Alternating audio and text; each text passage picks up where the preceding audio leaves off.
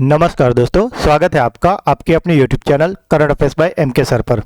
आज हम इस वीडियो में 15 जनवरी 2026 के 15 मोस्ट टाइम टॉपिक को डिटेल में कवर करेंगे, वो भी काफ़ी कम समय में। तो पूरा वीडियो बड़े ध्यान से देखना, आखिर में आपका टेस्ट होगा जिसके आंसर आपको कमेंट करने हैं। दोस्तों, अगर आप इस चैनल के वीडियो को डेली फॉलो करते हो तो आप कोई भी वनडे, स्टेट या कोई भी कॉम्पिटिटिव एग्जाम की तैयारी कर रहे हो उसमें आपको निश्चित फायदा होगा, क्योंकि हम यहाँ डेली ऐसे ही 15 क्वेश्चन सेलेक्ट करते हैं जो आपकी एग्जाम के पॉइंट ऑफ व्यू से बहुत ही ज़्यादा इंपॉर्टेंट हो। तो जो लोग चैनल पर पहली बार है उनसे रिक्वेस्ट है कि एटलीस्ट 10 दिन के लिए इस चैनल को फॉलो कीजिए, आपको पॉजिटिव फर्क जरूर दिखेगा। और अगर अभी तक चैनल को सब्सक्राइब नहीं किया तो प्लीज़ जल्दी से कर लीजिए। तो चलिए वीडियो स्टार्ट करते हैं। आज का पहला सवाल, भारतीय सेना दिवस 2026 की मुख्य परेड पहली बार सैन्य की छावनी के बाहर एक सार्वजनिक नागरिक क्षेत्र में आयोजित की जा रही है। यह ऐतिहासिक आयोजन किस शहर में हो रहा है? तो दोस्तों, ये पहली बार हो रहा है जब ये जो सेना परेड है वो सैन्य छावनी के बाहर हो रही है, और ये जिस शहर में हो रही है उसका नाम है Jaipur. Exam point of view की अगर बात करें तो भारतीय सेना दिवस हर साल 15 जनवरी को मनाया जाता है।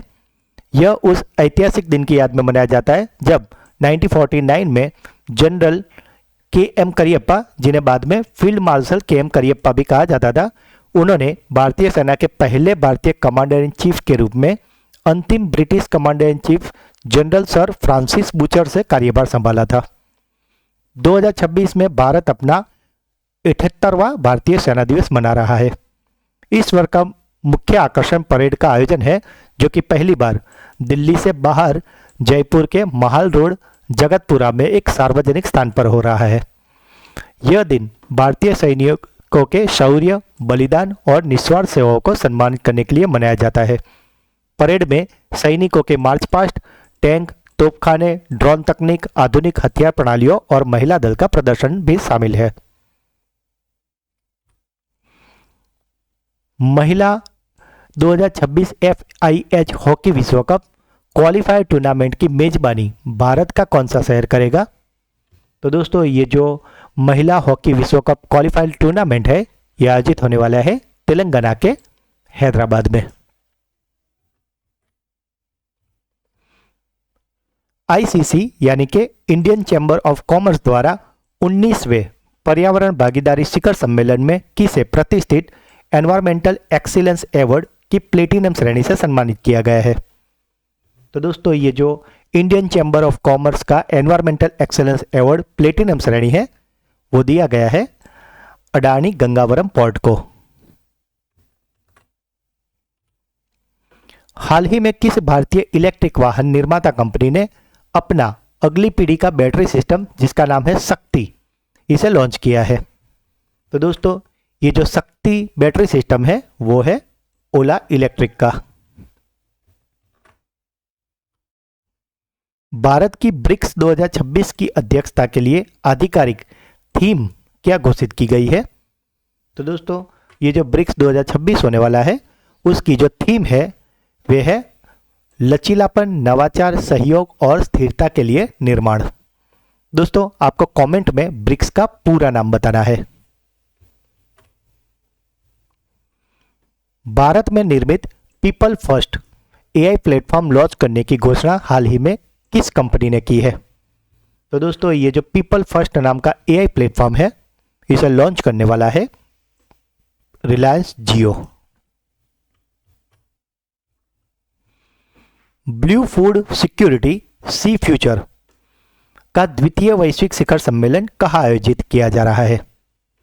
तो दोस्तों, ये जो ब्लू फूड सिक्योरिटी सी फ्यूचर है इसका द्वितीय वैश्विक शिखर सम्मेलन आयोजित हो रहा है इजराइल के इलात में।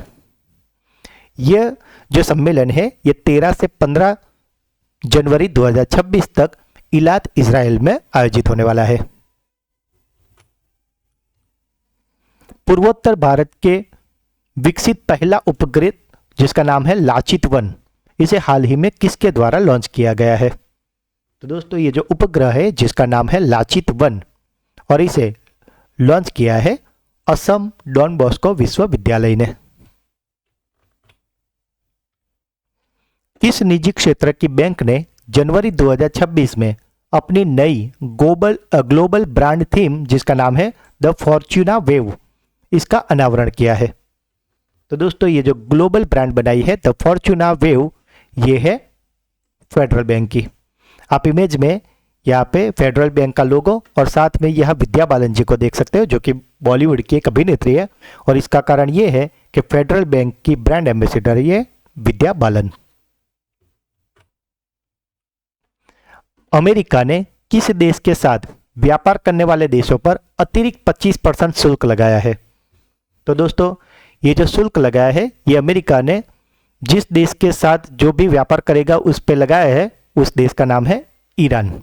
इसके अनुसार अगर कोई देश ईरान के साथ कोई भी व्यापार करता है तो बाद में अगर वो देश अमेरिका के साथ कोई व्यापार करता है तो उस पर जो टैक्स लगता है यानी कि शुल्क लगता है वो तो लगेगा ही, उसके अलावा अतिरिक्त 25% यानी कि वन टाइप ऑफ आप बोल सकते हो कि पेनल्टी लगाएगा और 25% की।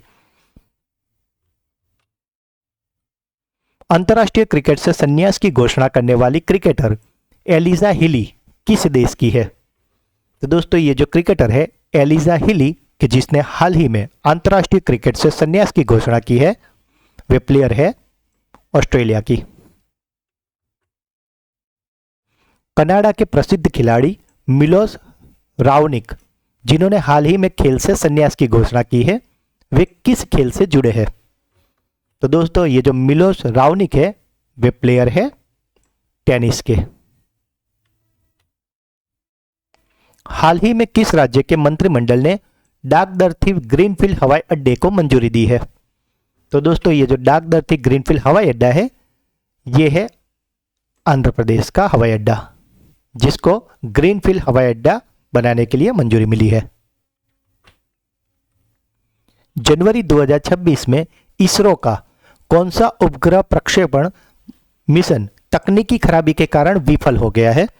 तो दोस्तों ये जो हमारे एक मिशन था इसरो का कि जो कि तकनीकी खराबी के कारण अब विफल हो गया था, और इस मिशन का नाम है PSLV C62 EOS-N1।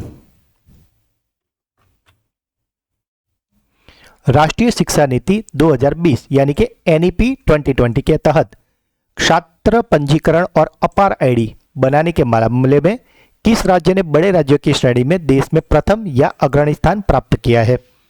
तो दोस्तों जैसे हमारा आधार कार्ड होता है वैसे ही स्कूली बच्चों के लिए और कॉलेज जो भी छात्र होते हैं उनके लिए एक नया आईडी निकाला है जिसका नाम है अपार आईडी। उसमें जो आप ये इमेज में देख रहे हो ऐसा एक कार्ड बनता है और इसमें जो भी नंबर होता है उससे स्टूडेंट की पूरी जो भी उसकी शैक्षणिक जर्नी है उसके बारे में पता चलता है। और ये जो अपार आईडी है इसे निकालने में जो अग्रणी राज्य है वे बना है छत्तीसगढ़। तो दोस्तों ये थे आज के 15 मोस्ट एमपी टॉपिक। अब बारी है आपकी ब्रेन बूस्टर क्विज की, जिसमें आपको 3 क्वेश्चन पूछे जाएंगे जिसके आंसर आपको कमेंट करने हैं। आज का पहला सवाल, हाल ही में किस भारतीय इलेक्ट्रिक वाहन निर्माता कंपनी ने अपना अगला पीढ़ी का बैटरी सिस्टम शक्ति लॉन्च किया है? भारत में निर्मित people first AI platform launch करने की घोषणा हाल ही में किस कंपनी ने की है?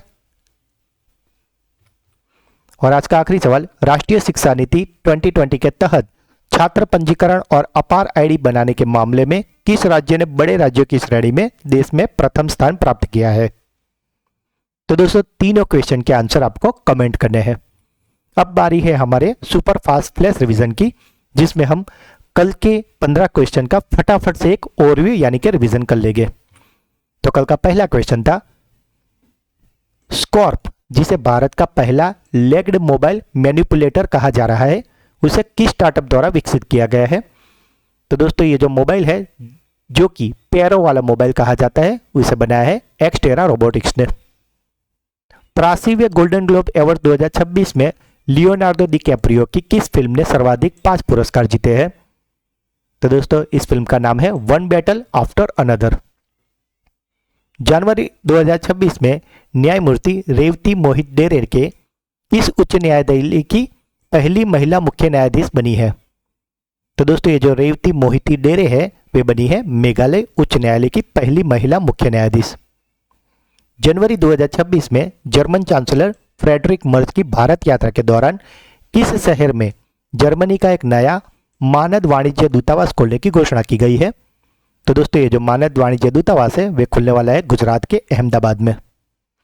जनवरी 2026 में वॉशिंगटन डीसी में आयोजित होने वाले G7 क्रिटिकल मिनरल्स मंत्री स्तरीय बैठक में भारत की ओर से किसने भाग लिया है? तो दोस्तों इसमें भाग लिया है हमारे रेल प्रधान अश्विनी वैष्णव जी ने। अपेडा ने किस शहर में अपना नए क्षेत्रीय कार्यालय का उद्घाटन किया है? तो दोस्तों ये जो अपेडा है इसका नया क्षेत्रीय कार्यालय खुला है रायपुर में। डीआरडीओ ने टॉप अटैक क्षमता वाली तीसरी पीढ़ी की MPA-TGM मिसाइल का सफल परीक्षण किस राज्य में किया है? तो दोस्तों ये किया गया है महाराष्ट्र में। राष्ट्रीय मुक्केबाजी चैंपियनशिप 2026 में महिलाओं की 75 किलोग्राम श्रेणी का खिताब किसने जीता है? तो दोस्तों ये खिताब जीता है लवलीना बोरगोहेन ने।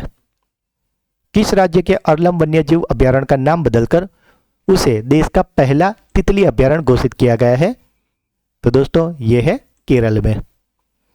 83वें गोल्डन ग्लोब अवार्ड्स 2026 में किस फिल्म को सर्वश्रेष्ठ मोशन पिक्चर ड्रामा चुना गया है? तो ये फिल्म है हेमनेट।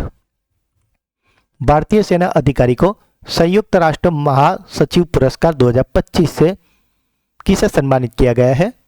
तो दोस्तों ये सम्मान मिला है मेजर स्वाति शांता कुमार को। हाल ही में समाचारों में रहा कैलामिया मिजोरेमेंसिस निम्नलिखित में से किससे संबंधित है? तो दोस्तों ये एक रीड स्नेक की प्रजाति है। कर्नाटक सरकार द्वारा महिलाओं और नाबालिग लड़कियों की सुरक्षा के लिए किस विशेष बल को मंजूरी दी गई है? तो दोस्तों ये जो विशेष बल है इसका नाम है अक्का फोर्स, जिसे स्थानिक भाषा में अक्का पड़े भी बोलते हैं। जनवरी 2026 में किस भारतीय उद्योगपति को इटली के सर्वश्रेष्ठ सम्मान night of the order of the star of Italy से सम्मानित किया गया है? तो दोस्तों इटली का ये सम्मान दिया गया है श्रीनिवास डेम्पो को। और कल का आखिरी सवाल था, ट्यूनीशियाई फिल्म निर्माता जुबेर जलासी ने किस फिल्म के लिए $1 मिलियन का दुनिया का सबसे बड़ा AI फिल्म पुरस्कार जीता है? तो दोस्तों इस फिल्म का नाम है लिली। तो दोस्तों ये थे कल के 15 मोस्ट टाइम टॉपिक, जिसे फिलहाल तो हमने काफ़ी क्विक रिवीजन किया है, पर कल के वीडियो में हमने इसे काफ़ी डिटेल में और अच्छे से समझाया था। तो अगर अभी तक आपने वो वीडियो नहीं देखा तो उसका लिंक नीचे डिस्क्रिप्शन में दिया हुआ है, इसे जरूर देख लेना। इस वीडियो का PDF आपको हमारी टेलीग्राम चैनल से मिल जाएगा, जिसका लिंक भी नीचे दिया हुआ है, तो आप उसे भी जरूर ज्वाइन कर लेना। दोस्तों अगर वीडियो अच्छा लगा है तो इसे लाइक करें। जो भी क्वेश्चन पूछे गए, अगर आपका कोई डाउट है और साथ ही आप किस एग्जाम की तैयारी कर रहे हैं और उसके लिए आज आपने कितने घंटे पढ़ाई की, वो आप कमेंट में बताएं। वीडियो को ज़्यादा से ज़्यादा अपने व्हाट्सएप टेलीग्राम दोस्तों में शेयर करें, और अगर अभी तक चैनल को सब्सक्राइब नहीं किया तो प्लीज़ जल्दी से कर लीजिए। तो मिलते हैं एक अगले वीडियो में, तब तक के लिए पढ़ते रहिए, आगे बढ़ते रहिए। जय हिंद, जय भारत।